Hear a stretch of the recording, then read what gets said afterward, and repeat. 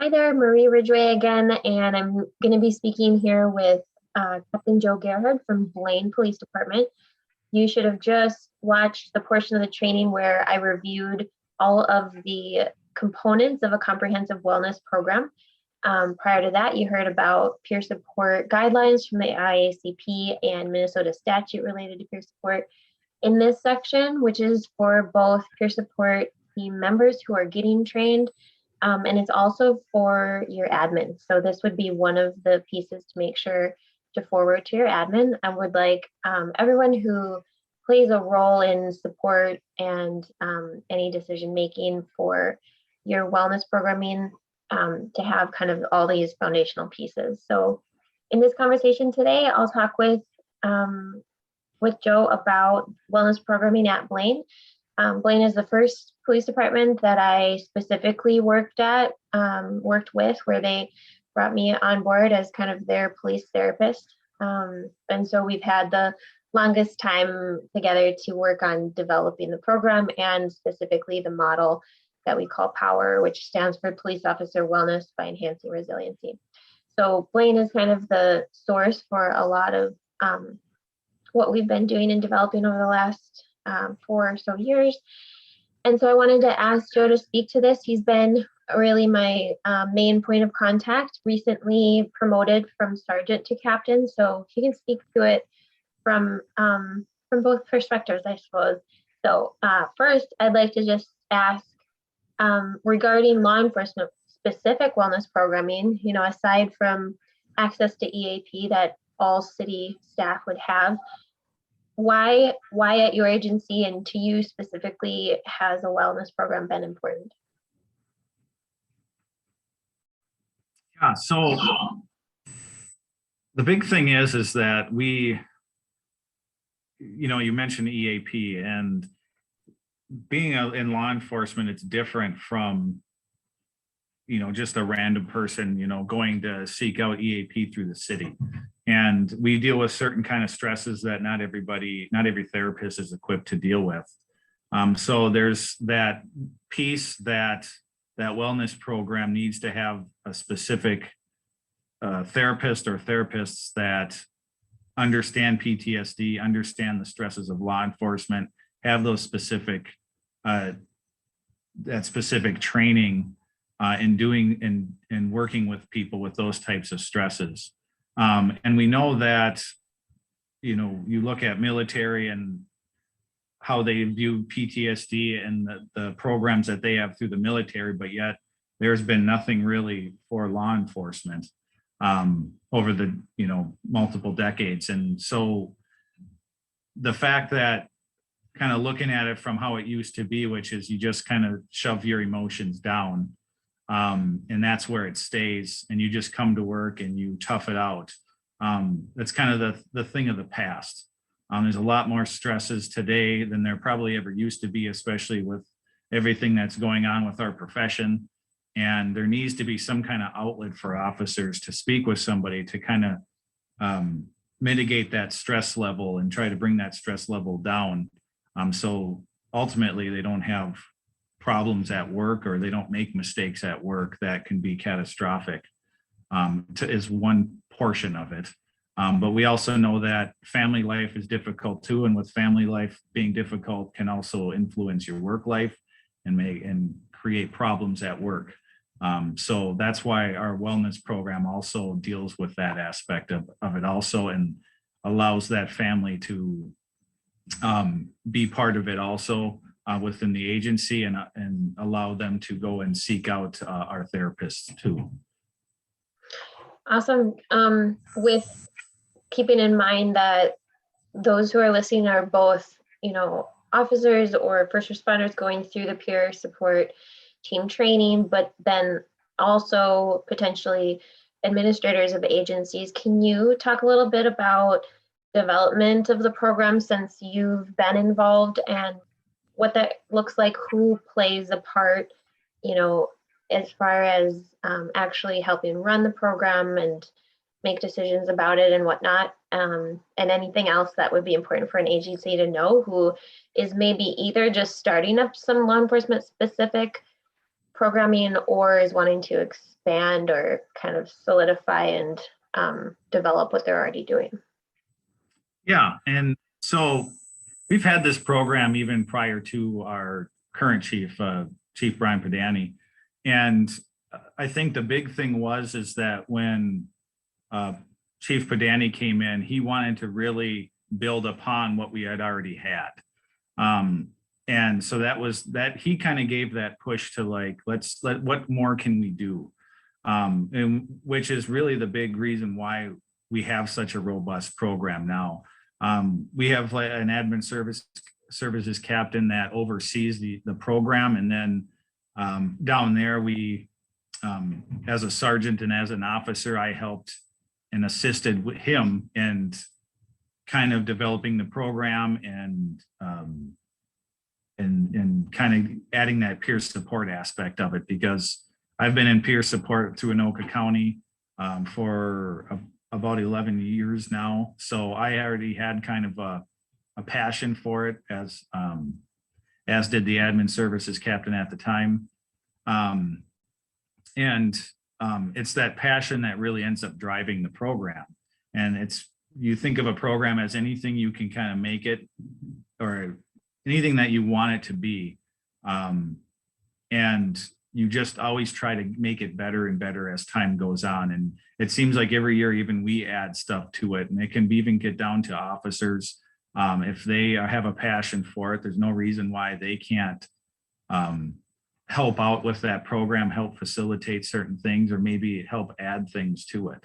I would really try to seek out people, though, that have a passion for it, rather than looking at it as a checkbox. Oh, we need to run this program, but I'm not real passionate about it. I don't see the value in it, let's say, but I have to run it. You don't want really somebody like that to run a program like this, because it's going to show through. I mean, cops aren't stupid.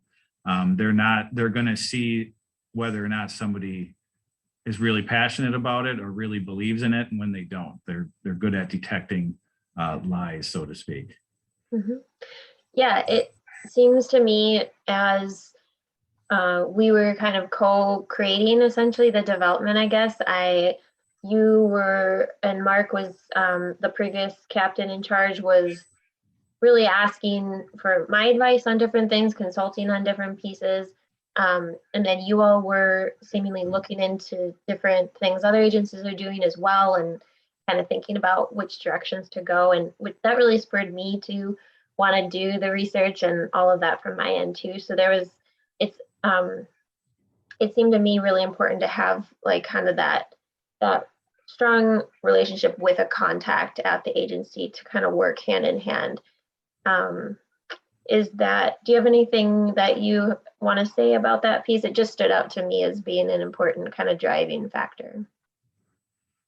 Yeah, I even look back at our program, before, let's say you started contracting with us, and now it's a much larger program than it used to be. And I think it was partially because of the passion you had, but also the passion Captain Borboom had at the time, and our chief had at the time too. So we had a lot of good people in good positions that made this a priority. And that's kind of why we are where we are today. Obviously, I've done some trainings with peer support and others that don't have what we have, but I hope that those agencies get to where we're at, and that can be something as, confronting somebody on things that you notice are kind of going wrong, maybe with an officer, and you're a sergeant on patrol, and you bring somebody in because you are kind of noticing that they've just been off their game. And it's something as simple as, something might be going on, maybe they confide in you, but you have an outlet to go. We have these therapists that we contract with. You can go on duty, or we'll pay for it as a city, and you can go talk to this person. It's completely confidential, but you don't have to explain to me what's going on in your life. But clearly there's something wrong that's affecting work. And we can do that. And when I talk to people about doing that, and some agencies, it's like such a foreign thing to them. And sometimes they don't even realize they can do that. And it's like, well, ultimately we want people to come here and be mentally, physically healthy, but we also want that outside of work because it goes hand in hand. So why not you do everything we can to help that person get back on track? And I think that right there, even from a sergeant level, is such a huge piece of it. Mm-hmm. Yeah, it's a neat aspect that Blaine has where if you notice the performance piece, you can ask them to come see us, and they do. And they're not, I think, it'd be good to speak to where things started regarding the wellness programming and acceptance of it. And then as it's developed, the first year I worked with you all, there weren't mandatory check-ins, but I was on site quite a bit at roll calls, doing ride-alongs, just getting to know everybody. And so this is such an important piece for any agency who is going to bring on a police therapist, is building that familiarity and being on your turf and, learning all about the culture there and the ways that it goes. Because every agency is so different, I think really helped build trust. And actually, there were as many officers utilizing, therapy sessions before we were even doing mandatory check-ins, just because of the familiarity building, as there has been after implementing mandatory check-ins, just because that's, I would say, how important it is. The need is there. It's just more like, it's on us as therapists, and we need to be given the opportunity by the agency to build that trust and just, be another familiar face that is likable and accessible and, someone you could talk to. And then what would you say about kind of the culture of wellness at Blaine? If you've noticed a change over the last few years, how the program's being utilized, any pieces about that? For the culture, I think it's been pretty consistent over the last few years. We've already kind of had that culture just because we've had this wellness program for so long, even though it's gotten much larger and robust. It's gotten, the one thing that I have noticed is that people are a lot more likely, officers are a lot more likely to like just mention, oh yeah, I have my check-in today, or some even voluntarily just tell you that they, let's say, went and saw you or Marie or something like that, or one of the other therapists. They're much more open about talking about things. And I haven't, doing training and talking about this stuff to other agencies, that's the kind of stuff is not happening anywhere really else that I've seen or heard about. It's just, I think from the chief on down, doing those check-ins, talking about mental wellness, talking about their mental health, family life. Even what I've told people is, even in positions of whether it's administration or sergeants, maybe talking about some of the things that you've gone through personally in your life to kind of show them that, you've gone through things too. I think that's really helped. That's something that a tool that I've used and I've always been open about, where maybe decades ago, you just kept your personal life to yourself and never brought it up, and you acted like everything's great in your life. Well, that's not always the case. In most cases, it's not the case. So just getting that, especially getting that younger generation to realize that, nobody is perfect. Nobody has that perfect life, even though maybe on social media, their life looks perfect. That's not always the case, and most likely it's not the case.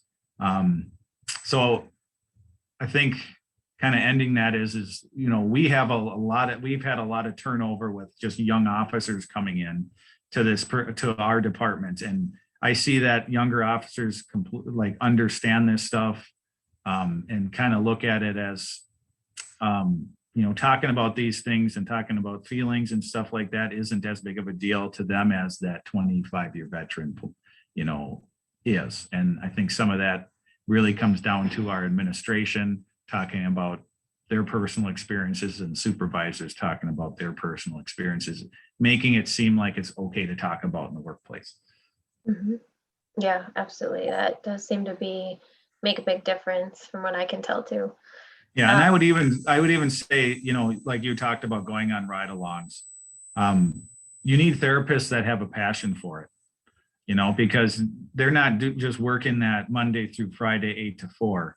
I know like some of the therapists under you, they're working later in the evening to help night shift do their check-ins. You're, like you said, going on ride-alongs. Those aren't always during the day. They're in the evenings, sometimes getting called away because there's a critical incident, which has been huge for us during critical incidents. Being able to call and get somebody on scene or in the police department and start that therapy portion of it right away before they even go home has been huge. And really seeing it from our point of view, I don't think that any agency out there should not have something like that, where, not talking to some therapist before they go home, let's say after a officer involved shooting, you just send them home. Well, wouldn't the best thing for them be to talk to a therapist before they do that?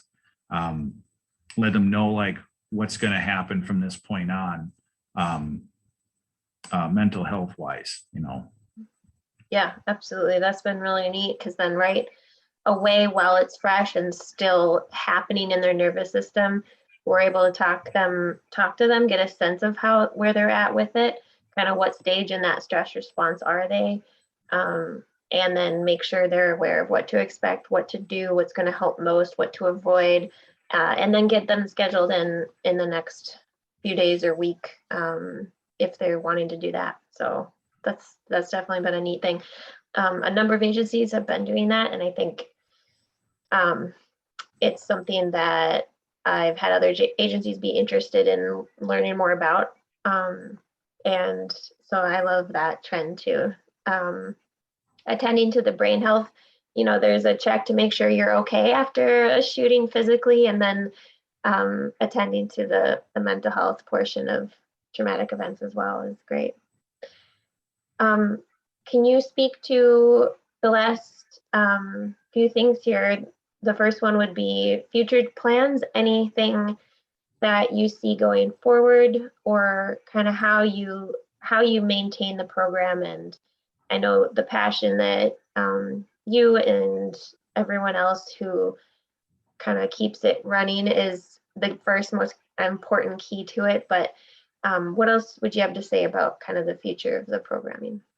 Some of the things we've looked at in the future, I know we're going to be rolling out probably with a wellness app that will incorporate families too. And what we're trying to focus on is what can we do to get the extended family involved, the spouses involved, to feel like they're part of the agency. And we already do a healthy families meeting when the officers first get hired, where we bring in the significant others and talk to them about the police department.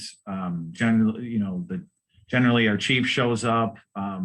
Somebody, like usually it was me as the field training coordinator, would be part of it, but also because I'm the peer support person also. So that's an aspect of it. Kind of going over, and obviously like Marie, you would be there, or one of your other therapists would be there to kind of talk about the mental wellness piece in our power program. But it's also a time to go through the field training program, what to expect during a critical incident, so there's no surprises. We have a lot of handouts as far as some of the pitfalls in law enforcement and some of the warning signs that you may see in your career, and even like an emergency plan to kind of help set up that family to go, listen, you're not just an employee here. You're much more than that. You're part of this family, and we're going to be here for you. If something happens, we're not just going to go write you off and go, you're not a problem.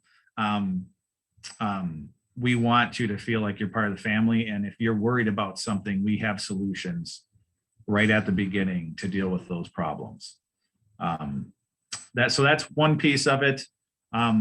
Looking at more of the financial aspects of things, that's a pitfall in law enforcement of just debt, and then having overtime to help pay for that debt, and you just bury yourself in debt and you feel like you can't get out, because that's going to obviously add to that stress level.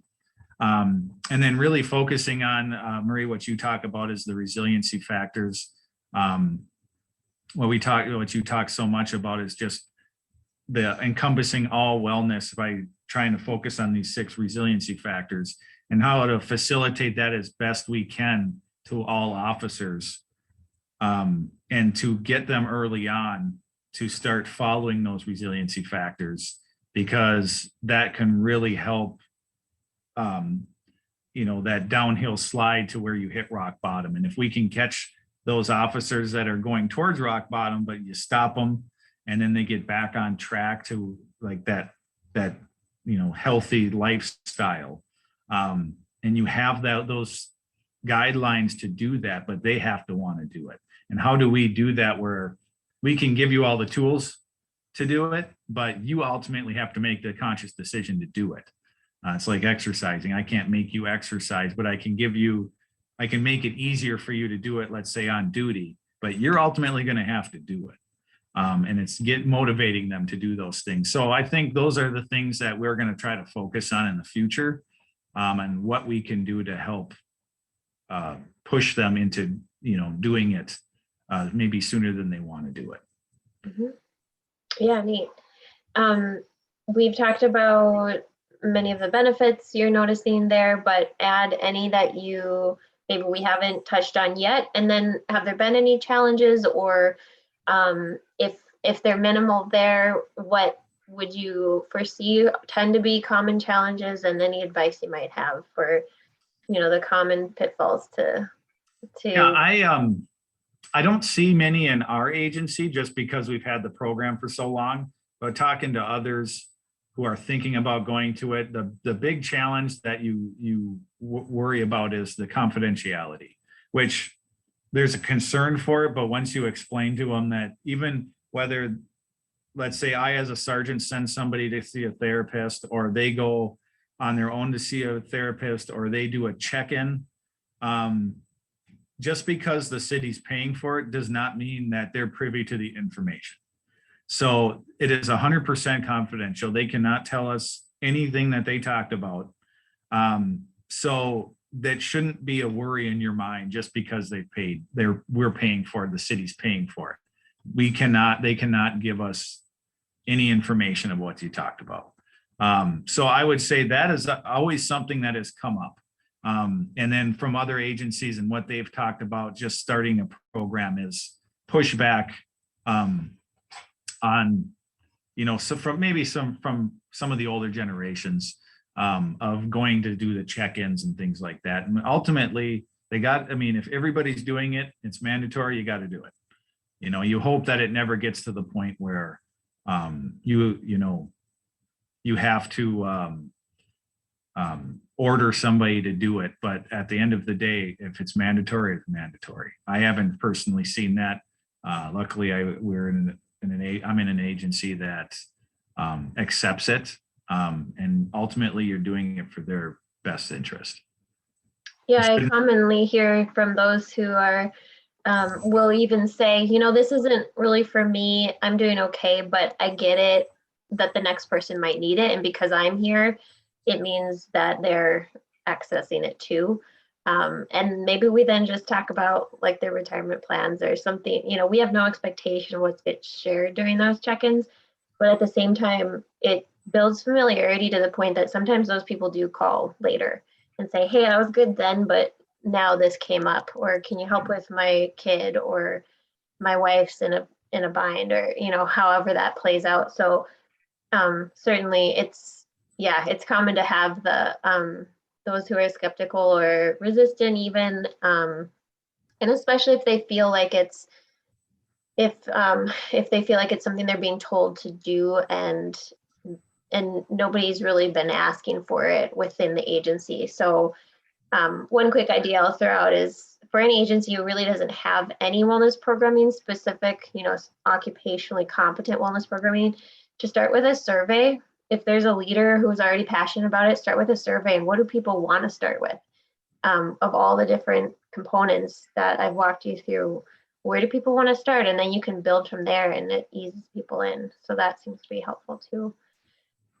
You mentioned that there haven't been a ton of barriers at Blaine. I know you've got good support from city council and budgetary support that's needed for a lot of the pieces of it.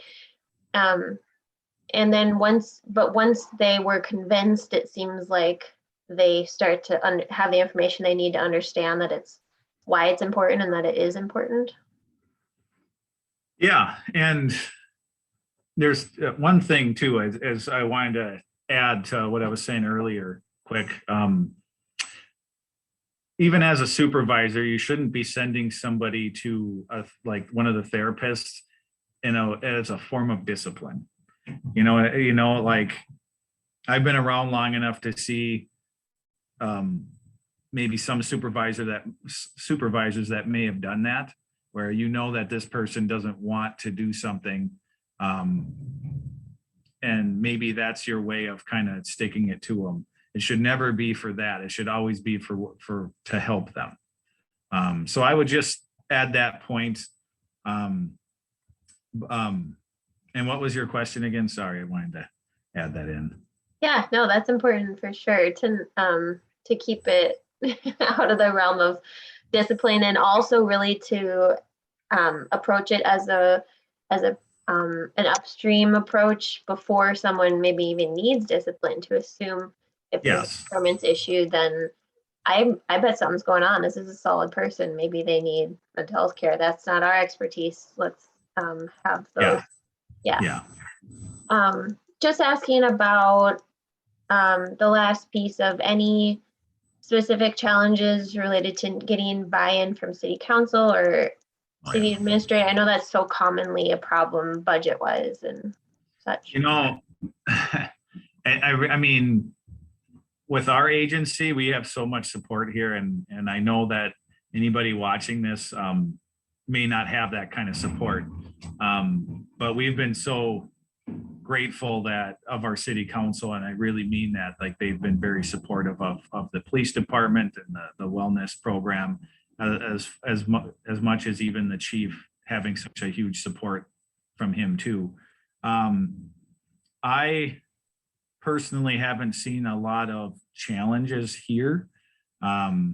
I just from the things I've mentioned before, like I could see there being challenges just with the confidentiality portion of it. Mm-hmm. Yep. But from other agencies just starting out. But we really haven't seen much of that here. Mm-hmm. Yeah, nice.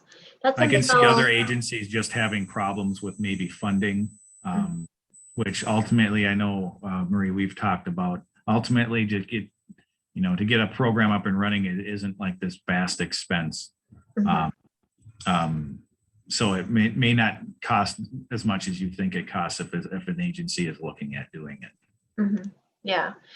And then there's, I've heard other chiefs talk about kind of the difference between using something like this as an upstream service versus waiting till there's bigger problems down the line, and then a city ends up paying later for those who leave and whatnot. So we certainly hope that over the next few years we can really truly become that upstream approach where as trauma accumulates, as it just will do, we can be there to address it and people feel comfortable coming in, so that stacking effect doesn't have to take hold as much as it has traditionally.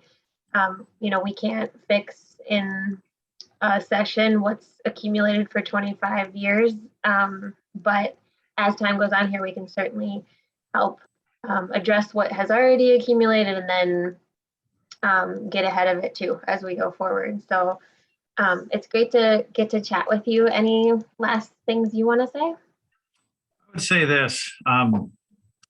We did a training not long ago, and the question was asked, to the group that was in the training of, instead of asking, has anybody had anybody medically retire for PTSD? It was, has anybody not had anybody retire? And no hands went up. And that really kind of sets the tone for PTSD and mental health and law enforcement and what the outlook is going forward. And not having any type of program and thinking of the costs associated with it for a city, not just the cost of, having somebody out on leave, but also the benefits that the city will probably have to pay out in the future. It's a small price to pay. I would just say, like, be passionate about it. Find somebody very passionate about this that wants to run with it and wants to make it into something big. And hopefully that you can be that premier agency someday that's doing the best for their staff. Mhm. Yeah, awesome. Thanks. I appreciate it, Joe. Yep. Thank you. All right.